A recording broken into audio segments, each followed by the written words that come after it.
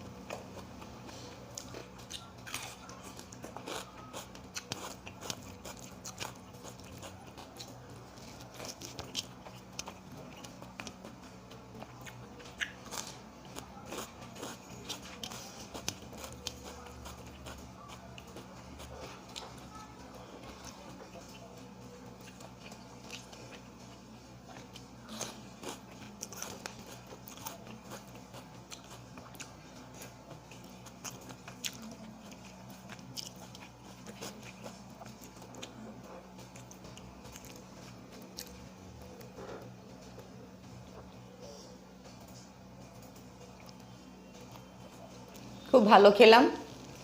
এতক্ষণ আমার সঙ্গে থাকার জন্য আপনাদের ধন্যবাদ। আশা করি আপনাদেরও ভালো লেগেছে।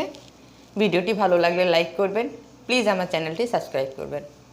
ভালো থাকবেন।